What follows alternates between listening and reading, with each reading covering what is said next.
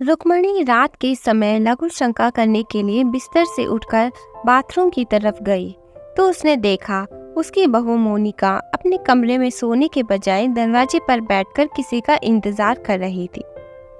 बहू को किसी का इंतजार करते देखकर रुक्मणी आश्चर्य से बोली, बहू, तुम किसका इंतजार कर रही हो?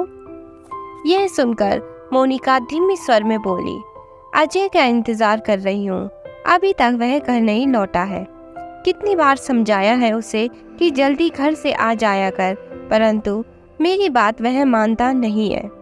अपने दोस्तों के साथ बैठकर कहीं दारू पी रहा होगा। मोनिका की बात सुनकर रुक्मणी सन रह गई थी। बेहद तेज तर्रार मोनिका उसके बेटे मानव की दुल्हन बनकर उसके घर आई। तब मानव को लेकर वह अपनी सास को बेहद जलील करती थी। उन्होंने मानव की बहुत अच्छी तरह से परवरिश की थी। उसके गांव का माहौल अच्छा नहीं था। शराब की खराब लत लगने के कारण गांव के कई लोग अपनी मेहनत की सारी कमाई शराब पीने में उड़ा देते थे। रुक्मणी और उनके पति राजीव को डर था कि कहीं मानव भी उन लोगों की संगत में आकर शराब पीना शुरू न कर दे। इसलिए उन्होंने उसे पढ़ने के लिए गांव से बहुत दूर शहर में एक हॉस्टल में भेज दिया था, जिसे पढ़ाई पूरी करने के बाद उन्होंने उसे कपड़ों के व्यवसाय में लगा दिया था। फिर विवाह योग्य होने पर मोनिका के साथ उन्होंने उसका विवाह कर दिया था। बेटी की शादी करने के बाद वे खुशी खुशी अपने जीवन के दिन बिता रहे थे और अपनी खुशहाल गृहस्थी को देखकर खुशी से फूले ना समाते थे। न जाने उनकी गृहस्थी को किसकी नजर लग गई। रुक्मणी को एक दिन गहरा आघात लगा जब उन्होंने मानव को शराब के नशे में लड़खड़ाते हुए घर के अंदर आते हुए देखा।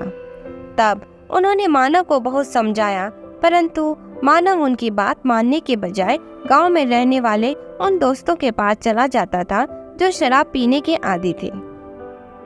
मानव अपनी दिन भर की सारी कमाई शराब पर लुटा देता था।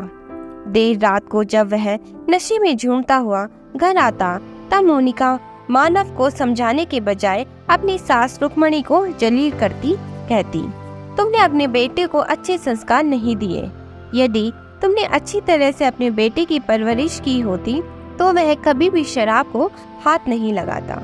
मोनिका का अपने ऊपर ऐसा आरोप सुनकर रुक्मणी की आंखों से आंसू बहने लगते थे, क्योंकि उन्होंने बहुत कोशिश की थी मानव को इन सब से दूर रखने की, परंतु फिर भी वह गलत संगत में पड़ ही गया था। उन्होंने मोनिका से हाथ जोड़कर कहा, बहू, मुझ पर ऐसे आरोप लगाकर मुझे जलील मत करो। संसार की कोई माँ भी कभी नहीं चाहेगी कि उसका बेटा शराब के नशे में घर आए।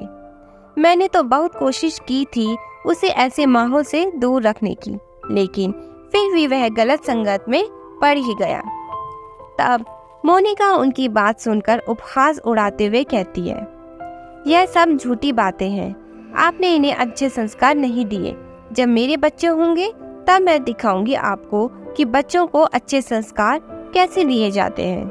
मोनिका को अपना उपहास उड़ाते देखकर रुक्मणी का हृदय दुख से छलनी हो जाता है।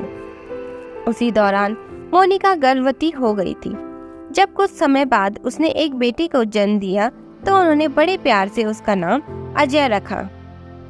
अजय अभी 3 साल का ही था कि एक दिन दिल का दौरा पड़ने के कारण उसके पापा मानव की मौत हो गई थी। बेटे की मौत के कारण राजीव को ऐसा सदमा लगा कि एक दिन जब वह खाना खाकर सोए तो फिर उठे ही नहीं और हमेशा के लिए अपने बेटे के पास चले गए।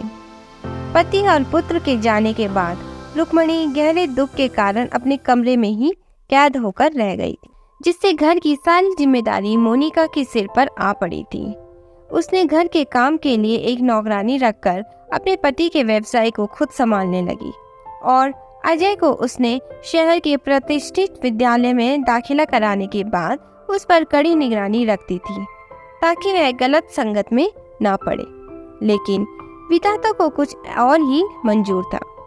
स्कूली शिक्षा पूरी करने के बाद जब अजय ने कॉलेज में दाखिला लिया तो कॉलेज में पढ़ने वाले कुछ ऐसे लड़के जो अपने घर वालों से छिपकर शराब सिगरेट का सेवन करते थे, उनसे उसकी दोस्ती हो गई थी, जिससे वह भी अपनी मम्मी से छिपकर शराब सिगरेट का सेवन करने लगा था। मम्मी जी जल्दी से मेरा खाना लगा दो, मुझे बहुत तेज भूख लगी है। अजय ने घर में घुसते ही अपनी मम्मी से कहा तो उसके मुख से उड़ती दुर्गंध देखकर रुक्मणी मोनिका से बोली, बहू, मैंने तो अपने बेटे को अच्छे संस्कार नहीं दिए, परंतु तुमने तो अपने बेटे को अच्छे संस्कार दिए थे, फिर यह शराब सिगरेट कैसे पीने लगा? सास की बात सुनकर मोनिका शर्मिंदगी के कारण कुछ बोल न सकी, क्योंकि आज उसे एहसास हो गया था कि बच्चे की गलत संगत में पड़ने में माँ का कोई दोष नहीं होता। हर माँ यही चाहती है कि उसका बच्चा कभी भी गलत संगत में ना पड़े, ताकि माँ को बेटे के गलत आचरण के कारण किसी के सामने जलील ना होना पड़े।